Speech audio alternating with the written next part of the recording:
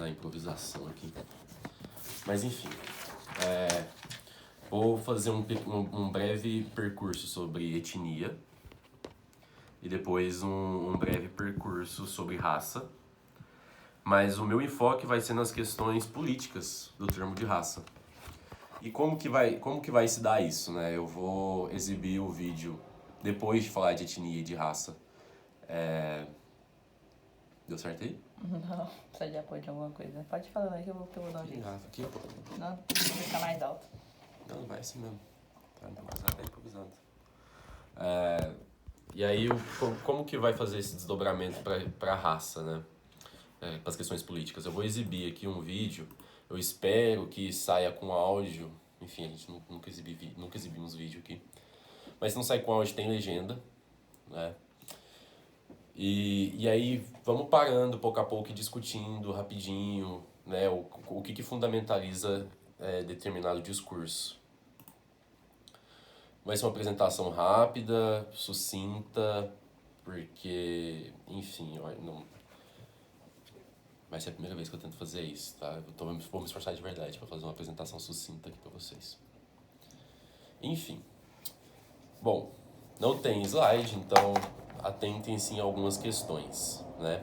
O tema é raça e etnia. Eu vou começar por etnia, né? A gente está nessa problematização de etnia, raça, qual usar, por que relações étnico-raciais. O que é uma relação, né? Lazer e relações étnico-raciais, né? Pensar nisso. O lazer a gente passou um pouquinho. Mas e as relações étnico-raciais? São relações entre grupos étnicos, raciais? São entre pessoas racializadas? São entre pessoas não brancas? Pensando nisso, eu gostaria que vocês ligassem a câmera rapidinho, porque eu vou fazer uma breve dinâmica aqui. Se possível, tá? A Muniz está aqui atrás. E aí, é o Pedro. Foi mal. Sandy. Legal. Vou virar para vocês aqui e eu vou questionar o seguinte. Vocês têm raça? Vocês se veem como sujeitos de raça? Você responde sem medo, não precisa ligar o microfone, pode responder aqui no chat. Tá gravando ali no telefone essa reunião, mas eu leio aqui o chat aqui para não ficar sem contexto na reunião. Então, vocês se veem como pessoas que têm raça? Você se vê como pessoa que tem raça? Sim? A Unice falou que sim. O Geraldo falou que sim. O Eldo falou que sim. A Polly falou que sim. A Aline assinou positivamente que sim. Sim. Sim. Então, legal. Vocês se veem como brancos? Sim. Você se vê como uma pessoa branca? Sim. Legal. Geraldo não. Legal. Não. Pedro falou não. Vamos lá, gente, sem medo.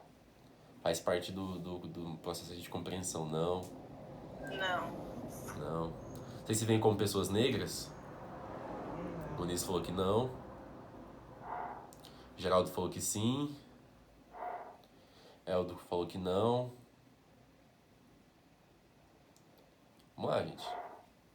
Sandy sim, Aline sim, Polly não. Beleza. Meu trofa, o que foi?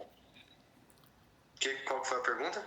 Se você se vê como uma pessoa negra, já que você se vê como uma pessoa que tem raça, mas não é branco. Sim, uma pessoa negra. Não sei. Acho que sim. Você ainda tá entendendo. Sim, beleza. Ok. A partir disso, eu quero questionar o seguinte. Se você não é branco e você não é negro, o que você é? E aí isso vai uma pergunta mais específica, né? Que vai... Eita. Vai aqui direcionado pro Eldo, pra Polly. Humano. Justo. Pardo, talvez. Pardo. Justo, pode ir falando, gente. Porque um dos objetivos dessa reunião aqui é a gente a gente voltar um pouquinho em coisas que a gente já discutiu, porque nem todo mundo que tá aqui presente discutiu essas questões. Você vê como pessoa branca? Então, ok. Tá. partir disso, vocês têm uma etnia?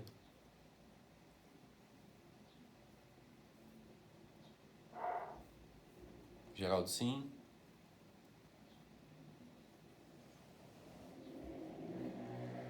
Você tem uma etnia? Não sabe? O Nis não sabe? Pode falar, gente. Se não souber também, pode escrever que não sabe. O Eldo falou que sim. Ligar as câmeras aí, seus safados. Sim, sim. Beleza. Por que eu estou fazendo essas perguntas, né? Eu acho que a diferenciação entre etnia e raça, ela nem sempre está muito clara.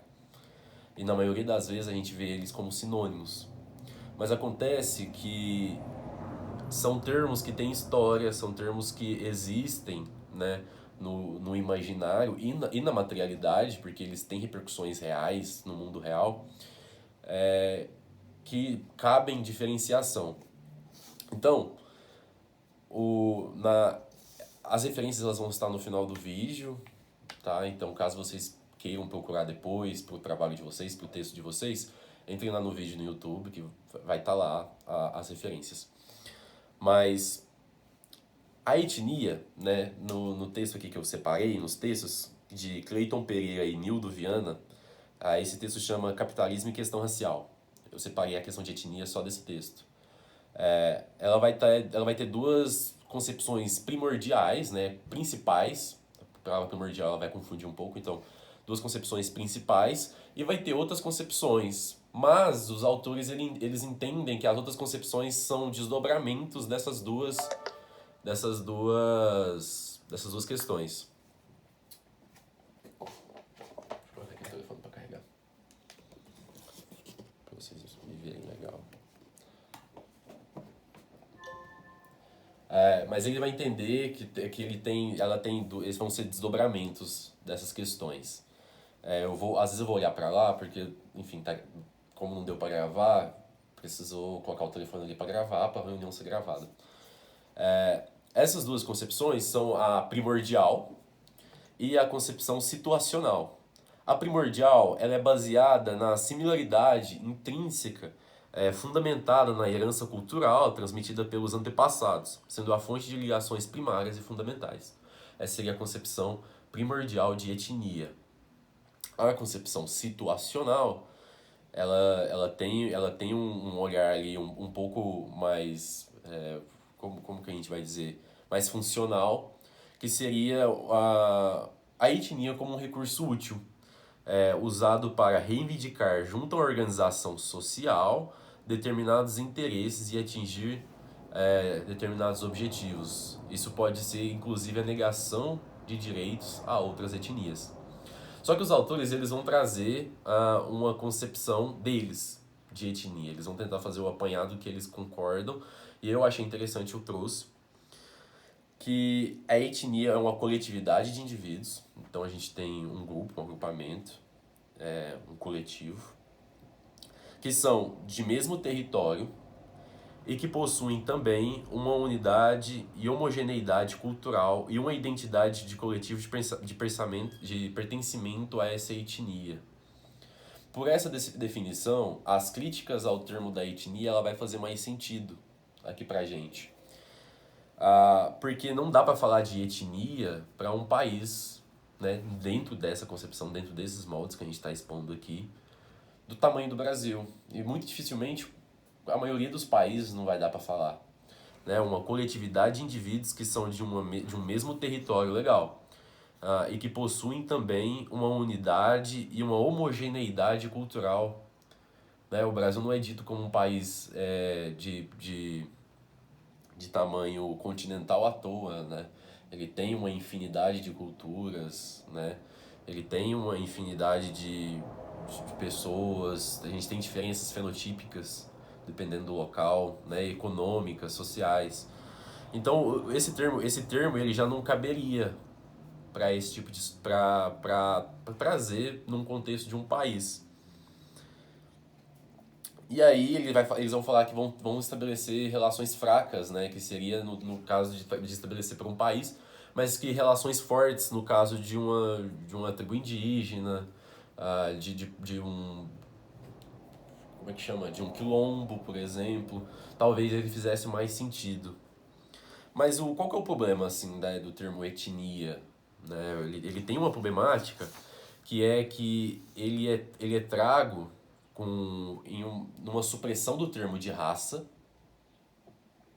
só que sem que esse processo faça uma demarcação das diferenças de fronteiras entre grupos humanos. O que isso quer dizer? Ele não faz o resgate político do termo de raça. O que é esse resgate político? Eu vou explicar agora quando eu for falar de raça e talvez faça um pouquinho mais sentido, mas a gente volta. Tá? Lembrando que isso aqui talvez não caiba, né, para vocês começarem a se entender enquanto raça, começarem a se entender quanto etnia, trazerem um consenso do que é, qual que é verdadeiro, qual que não é, mas ele vai talvez trazer à luz alguns elementos. Raça, para falar de raça, eu fui até Silvio Almeida, no Racismo Estrutural, o livro dele de 2019. Eu não fui pro lado dos autores, porque eu achei um pouco sem sentido a forma como eles trouxeram, e eu tenho mais contato com o Silvio. E conversam ainda os dois, então eu preferi trazer pelo lado do Silvio Almeida. Bom, lembrando que a gente está falando de raça e não de racismo, apesar de que os dois eles não se dissociam, mas lembrando que a gente está falando do termo de raça. É importante colocar o termo de raça como algo que tem um sentido relacional e histórico. Né? Quando eu digo que ele tem um sentido histórico, eu estou querendo dizer também que ele tem um sentido com relação aos meios de produção. O que significa isso? Significa que o conceito de raça, o significado de raça, altera-se com a história, altera-se com o passar do tempo, com os meios de produção ele vai se alterando. Assim como as nossas relações sociais, né? Assim como a gente se relaciona enquanto indivíduo, se altera com a forma como os meios de produção se alteram. E aí ele vai dizer que o termo raça, ele, quando é utilizado, sempre tem um conflito, tem uma contingência, ele passa por uma decisão. Por isso ele é um termo relacional, que é necessário de ser contextualizado historicamente. Então, como a raça, né, o termo raça ele é utilizado com o passar do tempo? Um breve percurso, porque a gente o objetivo da reunião não é esse percurso histórico do termo de raça. Mas a gente tem um termo aqui ainda hoje, né, mas que anteriormente ele é usado para legitimizar, né, e aí a gente vai falar de racismo, vai falar de ideologia, mas é legitimizar a opressão, a separação de grupos. Por que eu tenho negros aqui trabalhando nessa plantação? Por que eles trabalham dentro dessa condição? Então o termo raça ele tem uma função legitimizadora, naturalizadora de determinados processos. Ele também tem uma função, né? Óbvio que esses processos eles são políticos, mas eles têm uma função mais direta com o estatal. O que seria isso? Determinado processo, né, das revoluções na Europa, da insurgência lá do liberalismo, né, que em princípio é um conceito muito revolucionário para a época. Hoje é sectário, mas em princípio ele é revolucionário. O termo raça ele cumpre uma função que é de manter a unidade dos indivíduos dentro de um território, dentro de uma soberania. Né? Ele tem uma função antes. Por que o rei era o rei? Porque Deus quis, porque Deus mandou, né? Era o destino, era pré-determinado. Então o termo raça ele vai interagindo com essas noções ideológicas também, que a gente já falou um pouco antes em outras reuniões, por isso não vou me prolongar aqui. Mas futuramente a gente dá uma retomada sempre que for possível, porque nem todo mundo aqui viu essas questões. Mas a raça ela vai operar partindo de dois pressupostos básicos, né? O primeiro dele é a característica biológica. E o segundo é a característica que o Silvio vai chamar de étnico. Atenção, étnico-cultural.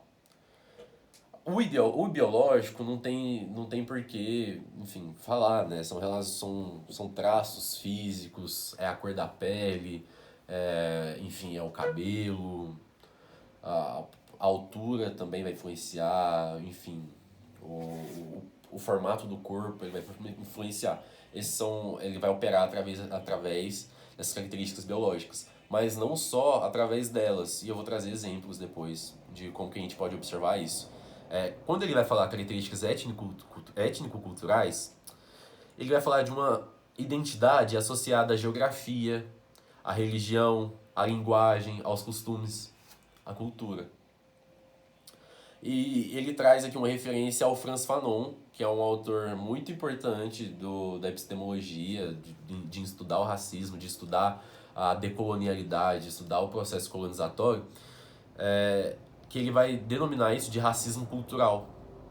Um exemplo disso é só você observar o povo judeu. Apesar de que eles não têm características físicas que vão separar eles enquanto um grupo racial, né? Eles têm características biológicas o suficiente para que sejam considerados e tratados enquanto raça. Por isso que quando a gente fala que o judeu é uma raça, faz sentido. Por isso que talvez vocês já tenham visto que Marx é um sujeito racializado, né, no processo de estudar, no processo aí na vida acadêmica. Talvez vocês já tenham ouvido falar que Marx é um sujeito racializado, né? Nesse sentido, ele não é branco. Porque o que significa ser branco? É pertencer a uma característica étnico-cultural específica também. E isso perpassa a geografia. Por que muitas das vezes... Isso aqui talvez vocês já tenham ouvido falar, talvez isso aqui seja mais... Ixi, não tem água, hein? Talvez isso aqui você já tenha ouvido... talvez eu já tenha ouvido falar, por exemplo, que o brasileiro ele não é negro. Opa, perdão. O brasileiro ele não é branco. O que significa dizer que ele não é branco dentro desse contexto, né? Isso está errado? Né? Você acha que isso está errado? Quando se diz que o brasileiro não é branco? Não. Você não acha que está errado? Legal. Alguém aí acha que está errado quando eu digo que o brasileiro não é branco? Pode escrever no chat.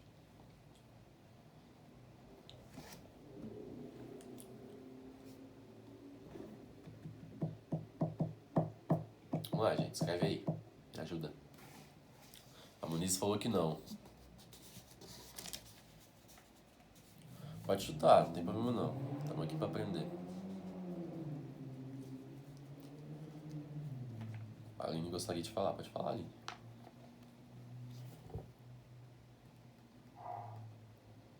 Eldo acha que não. Que isso não tá errado. Bom, vocês acham que... A Sandy falou, não sei. Bom, vocês acham que a gente trata sujeitos com diferença, com base em cor, com base em raça dentro do Brasil? Sim, né? Se vocês concordam. Tudo bem. Se vocês concordam. Você concorda também, né?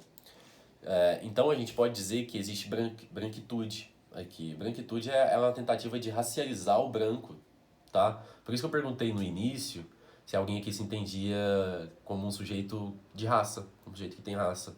Porque ser branco também é ter uma raça, tá? E isso talvez nem sempre seja claro. Isso você pode perceber, por exemplo, quando você olha o IBGE e a distinção lá está entre cor barra raça, né? Isso nem sempre fica claro, né? A gente compara os outros grupos a partir do branco, a partir do que significa ser branco. Então isso nem sempre está claro. Mas por que não está errado e nem está certo falar que não existe branco no Brasil? Bom, primeiro, o termo raça, né, como eu já falei aqui, ele opera entre duas características, né, as biológicas e as características étnico-culturais, certo? Quando eu vou falar que ele opera dentro de uma característica biológica, quer dizer que a gente percebe um sujeito racializado através do fenótipo. Mas, e isso aqui vai contemplar talvez algumas questões de vocês, a gente sabe que geneticamente não existem diferenças substanciais para que a gente diga que uma pessoa pertence a outra raça. Um dos textos que eu vou colocar na referência vai trazer uma diferença genética assim, de no máximo 0,05%, Porque esses genes que diferenciam a cor da pele, o cabelo, enfim, esses traços, eles são insignificantes. E é por isso que não tá errado dizer que não existe um sujeito branco no Brasil. Não tá errado. Mas o termo raça, se a gente assume essas características, então a gente tem que perceber que o termo raça ele não tem concretude no mundo material, no mundo objetivo, para que ele exista. Então ele não pode ser um termo fundamentalizado nas noções biológicas, mas sociais. Ele não existe no mundo material, né? Ele não tem seu fundamento no mundo material, mas no mundo ideal, a partir de ideias que não têm correlações científica ou material, epistemológica, empírica no mundo, para que a gente possa dizer que o termo raça ele é expresso biologicamente, né? Fundamentalizado biologicamente. Eu evito a palavra estruturalizado, né? Ele tem seus pilares na biologia. A raça e o racismo, ela tem esse momento com racismo biológico. Óbvio, claro. Né? A gente tem momentos em que vai se estudar, vai se diferenciar o tamanho do crânio, vai se diferenciar, vai fazer estudos, né, o caráter científico da época, que vão ser reconhecidos como ciência na época, que vão separar as questões de raça. Mas é por isso que ele é histórico. Por isso que ele muda com os meios de produção. Porque com a mudança dos meios de produção não faz sentido mais falar de raça num sentido biológico. A gente sabe isso porque os meios de produção nos permitem saber disso, porque o avanço tecnológico nos permite saber disso, que não se fundamentaliza. É daí que sai a noção de que não existe branco no Brasil. Mas como a gente está aqui no Brasil, a gente pode perceber evidentemente, claramente, de que existe uma diferença de tratamento referente à raça dos indivíduos. Então a raça é um termo social. Ela vai se expressar principalmente de acordo com características étnico-culturais. Isso eu posso falar fundamentalmente para vocês. Por isso que quando você sai do Brasil, né, talvez você já tenha ouvido falar que uma pessoa branca aqui, que se acha branca aqui, quando chega lá fora, ela sofre preconceito. Isso pode ser que seja verdade, eu não sei, eu nunca saí do Brasil. Esses são os relatos que a gente vê, né, das pessoas falando. Vai ser ticano, né, vai ser latino, enfim, vai sofrer uma série de preconceito racial, que é um preconceito racial, né, porque, lembrando, quando a gente fala de características étnico-culturais, a gente não está falando só de questões culturais, mas geográficas também. Os muçulmanos sofrem preconceito de acordo com a religião. Isso quer dizer que eles são racializados? Não sei, tem que avaliar. Eu sei que os judeus são, enquanto grupo, né, enquanto os sujeitos que são racializados. Esse é um dos problemas, inclusive, com o termo etnia. Porque a etnia ela vai trazer de forma muito apaziguadora esse agrupamento, essa coletividade de sujeitos. Mas quando a gente fala de raça, a gente está falando de sujeitos que são racializados, não sujeitos que se entendem, principalmente. Primeiro ele tem que ser racializado para depois se entender enquanto sujeito racializado. Ele não sai e diz, eu sou negro para depois ser racializado como negro. Ele entende, a partir das vivências no mundo material, assim, a partir das suas vivências enquanto sujeito, enquanto indivíduo no mundo, que ele é negro ou negra. Ou negre, né? Então, a gente entendeu que o termo raça, ele é social. Ele se expressa fundamentalmente a partir do social. Ele é um termo ideal. O que significa dizer que ele é um termo ideal? Quer dizer que as suas concepções, elas não têm fundamento no mundo material. Para surgir no ideal. É o que a gente chama de ideologia. Tá? O racismo é uma ideologia. Ele é uma ideologia, inclusive, muito importante, fundamental para como o sistema econômico opera, para como o Estado opera. Não existe nacionalismo. Entendam o que eu vou falar. Não existe nacionalismo se não existir racismo. Não existe nacionalismo enquanto existir sexismo. Enquanto não existe, se parar de existir sexismo, não existe nacionalismo. Perdão, eu fiz uma confusão aí. São todos elementos primordiais para o que a gente considera enquanto nacionalismo. Lembrando, é a etnia. Eu vou voltar aqui rapidinho no termo etnia, como os autores trazem, porque eu não peguei ele à toa. é uma coletividade de indivíduos de um mesmo território que possuem também uma unidade e homogeneidade cultural e uma identidade de coletivo, de pertencimento a essa etnia. Não existe nacionalismo, se não existe racismo, se não existe sexismo, porque é necessário para que exista nacionalismo uma ideologia hierarquizadora. É necessário que se hierarquize, que se classifique. Como faz essa classificação? A partir do que se faz essa classificação? A partir da raça, do sexo, do gênero, da sexualidade. A partir do entendimento de corpo. É assim que vai operar. Esse é o problema com o termo etnia, tá? Agora eu vou compartilhar a tela para vocês. Eu acho que no vídeo deve sair o áudio. Não sei se para vocês saem, né? Vou compartilhar a tela aqui para vocês.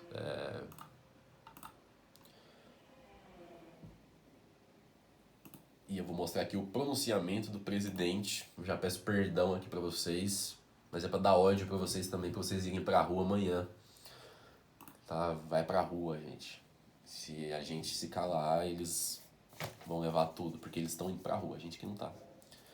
Então, me fala se vocês estão ouvindo. Não? Legal. Tá, peraí. Deixa eu tirar aqui.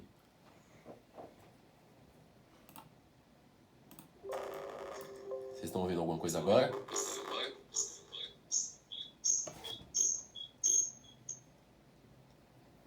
Meu Deus do céu. Ó, agora vocês estão ouvindo? Eu vou sair aqui rapidinho aqui dessa pra exibir só no computador. Vocês estão ouvindo, gente? Faz aí, balança a cabeça. Sim. Tá, eu vou passar o vídeo aqui e aí alguém fala no microfone se tá dando pra ouvir. Jair Bolsonaro. Tá dando pra ver o vídeo também? 7 de setembro de 1822. Só tá um pouco baixo. Um pouco baixo, legal. Deixa eu aumentar aqui o volume. Mas tem legenda também. Enfim, é o que dá pra acontecer. Tá, esse aqui é o pronunciamento do Bolsonaro no 7 de setembro, tá? Esse, se eu não me engano, ele é do ano passado, esse pronunciamento, 2020. A partir do pronunciamento dele, eu vou esboçar um pouquinho das coisas que eu falei aqui pra vocês hoje. Então eu vou passar e eu vou fazendo pausas, porque não dá tempo de passar o vídeo inteiro para depois voltar e discutir as coisas. Então vou pausando e vou discutindo as coisas. Às margens do Ipiranga, o Brasil dizia ao mundo que nunca mais aceitaria ser submisso a qualquer outra nação. E que... Meu cu, né? Porque só faltou esfregar o cu pro Trump lá. Vamos continuar. os brasileiros jamais abririam mão da sua liberdade. A identidade nacional começou a ser desenhada com a miscigenação entre índios, brancos e negros. Eu preciso lembrar para vocês que essa miscigenação, né, índios, brancos e negros, são raças, tá? São sujeitos racializados e que essa miscigenação ela não é algo que se dá inocentemente, tá? Ele é um processo que faz parte de um processo colonizatório. Não tem como você controlar um grupo dentro de uma soberania sem você miscigenar eles, porque essa miscigenação ela é importante para o controle populacional.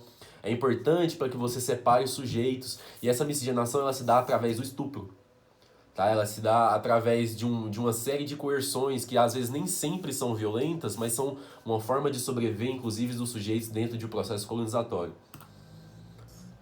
Posteriormente, ondas de imigrantes se sucederam, trazendo esperanças que em suas terras haviam perdido. Esses imigrantes, eles vêm através do processo de branqueamento, foi uma política nacional. Ok? Por quê? Como que isso se constituiu? Eu não vou falar muito aqui, porque a gente já falou bastante, mas a gente pode ir sempre relembrando aos poucos. Mas o Brasil adotou como política nacional o branqueamento da população. Ok? Como que eles faziam isso? Eles traziam imigrantes para cá. Os negros, né? Eu vou aumentar aqui, os não brancos, porque não tinha só negros no Brasil, tinha japoneses, tinha asiáticos, que eles eram considerados, e são considerados até hoje, amarelos, outra raça, eles vieram para branquear a população. Isso se dava a partir da relação entre entre imigrantes e negros no Brasil diretamente? Nem sempre. Porque essa miscigenação ela se dava a partir da expectativa menor dos negros com relação aos brancos, porque eles tinham os piores empregos, eles tinham as piores condições de vida, as piores moradias, então eles viviam menos, enquanto os brancos viviam mais. E também do ideário de que o branqueamento da família era algo bom. É até hoje visto como algo bom. Ou vocês nunca ouviram assim, veio branquinho, veio algo do tipo. Enfim, é um processo violento, tá? Esses imigrantes eles não estão trazendo esperança. A vinda desses imigrantes quer dizer necessariamente a morte da população que está aqui. Em 30 anos do Brasil, vem 5 milhões de imigrantes para cá. Isso é quase o mesmo número de negros que foram raptados, sequestrados da África, e a vinda para cá em 300 anos. Né? A gente tem, óbvio, uma mudança nos meios de produção, mas é um dado comparativo. Religiões, crenças, comportamentos e visões eram assimilados e respeitados. Lembrando, racismo étnico-cultural. E essa assimilação ela não é algo inocente, tá? Ela é violenta. Observe como se dá as religiões de matriz africana, observe como é os centros de religiões de matriz africana hoje, como que é as fachadas, é algo meio escondido, né? Isso não se dá à toa, porque é algo escondido, essa assimilação, isso que eles vão chamar de sincretismo, é um processo violento, é um processo assassino. Tá. O Brasil desenvolveu o senso de tolerância. Meu cu? Os diferentes tornavam-se iguais. O legado dessa mistura é um conjunto de preciosidades culturais. Que nem sempre são aceitas, tá?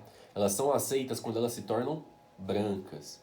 Quando a capoeira se torna algo institucionalizado, algo branqueado, ela começa a ser aceita. Mas até que isso aconteça, até que ela seja apropriada, ela vai ser caçada e ela vai ser destruída se ela não puder ser apropriada.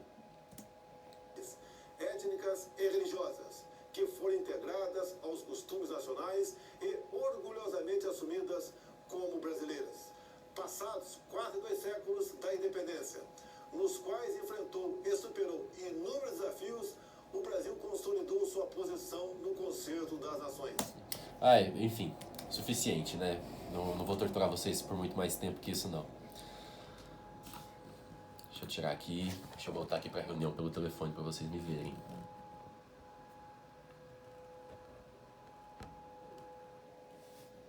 Eita, não parou de compartilhar o trem? Aí, voltei.